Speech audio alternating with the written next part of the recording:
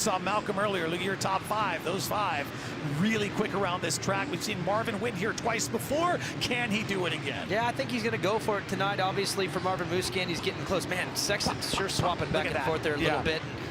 That was a sign for him to just back it off. Eli now takes the lead. So Eli will be the one with that open track. You get a couple minutes of it here. So Eli Tomac, stay on him and see what he can do early in this session. Already the fastest qualifier. Kristen reports that they're looking for a little bit better bike balance, get the bike to corner a little bit. So my guess is try to put a little bit more weight on the front of the motorcycle so it can carve a little sharper. And you only do that if you trust the bike underneath you on the obstacles, because if you've got some crazy rhythms or whoops that require the weight to go backwards, you wouldn't take that chance. But for Tomac, obviously looking for a little bit more weight up front. Tomac and Stewart have qualified fastest 3 times. Tomac has been the fastest in 8 sessions this season, the most of anyone. Sexton on the next most at 5. If you break them down into individual sessions, overall though it is Tomac and Stewart. So we'll see what he can do here. Again, down below the 21 of Jason Anderson on the lower part of your screen on that Monster Energy Yamaha. He's going to set the standard right here in this first lap. I don't think that was his best, no question. There's going to be better laps from Eli Tomac. 48.5 though, pretty good way to start the, the 10-minute run here, but he's got some time. A little over 8 minutes to knock it down a bit. I want to ask you about Jason Anderson. I'm looking at round 1 of qualifying for the number 21, 51.223, 13th in round 1. Yeah, well, we saw him early in the session kind of pull off there early, and I don't know if he was messing with something. Maybe it was an issue. Maybe he was just feeling things out, but I'm not too worried about it. He's already down to a 50.8 and seems to be fine on track right now. But for Tomac, he leads the way. We got some drama on the track. It looks like the number 1 of Cooper Webb is off the track. Down. He's frustrated, holding up his arms. If we can get the camera on the Oakley rhythm section, we'll be able to see him picking his bike up, and hopefully there's no damage to his bike. But on this close rhythm section, closest to us in the studio here, Cooper Webb is down. Not exactly sure what happened. We'll try and get a replay for you if we can find it. Hands in the air, frustrated, trying to see what's going on. Is his bike okay? He'll go back in. Bars look bent. Yeah. I mean, looks like that left side. Yeah, he was 7th, I believe, in round 1. So let me see. Yeah, he was 7th in round 1 of qualifying, so not bad. Of course, that'll probably drop as time goes on. But we know that whatever gate pick this guy gets, he's in the mix. Yeah, I mean, he's a racer, so he'll be fine tonight as long as he's physically able to be. Here's Stewart, Anderson.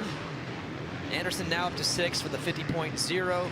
Malcolm at the top with a 48.3. So getting down into those low 48s. Malcolm on another fast lap right here. And I'm telling you, this guy, he's going to get a win this year. I feel it.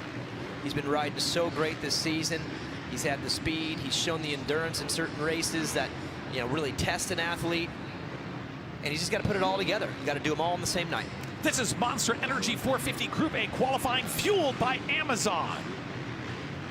Nice pullback shot there is the 27 on the Rockstar Energy Husqvarna. Having a great year. Again, a bit of bad luck and a fall in the whoop section in Indy. And that was a tough break for him.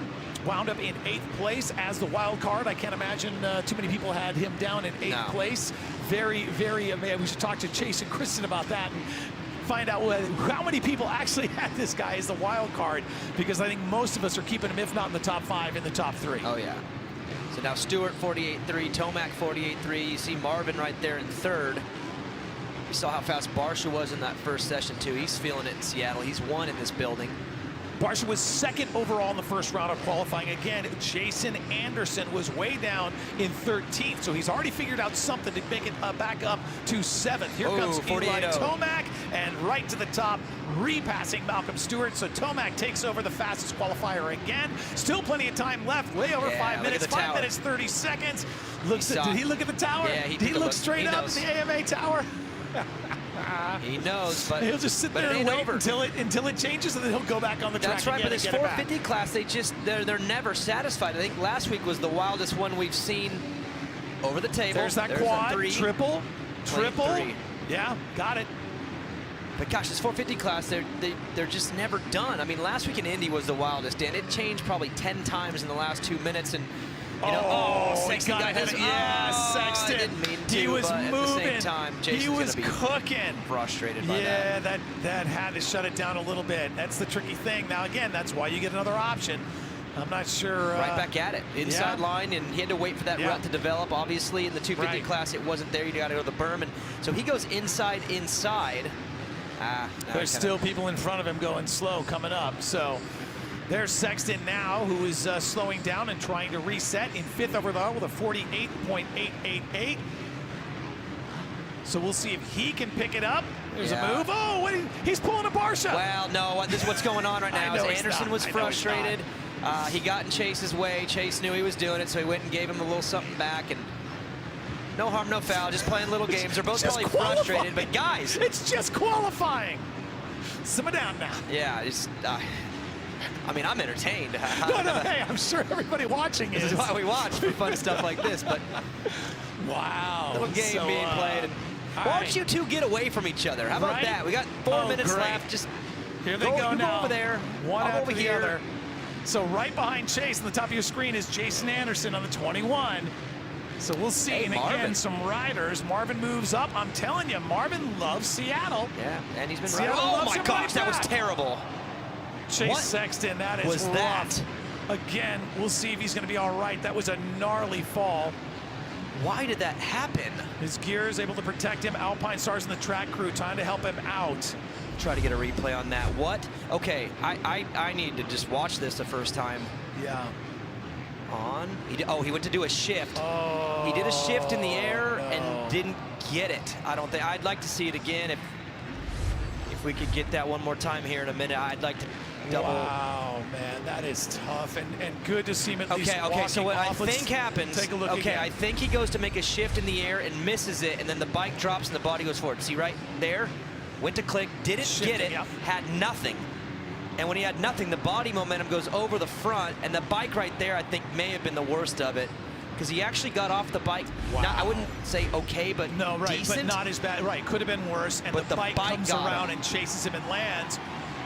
Unreal, big love from the audience out here. Cheering. They are cheering. They are terrible. on their feet, giving him a standing O as Chase Sexton on the 23 Honda HRC rides back to his mechanic, and I'd imagine he's going to take a little break here. You know what? Hopefully he'll be back. Look, I'm going to go out on a limb a little bit here.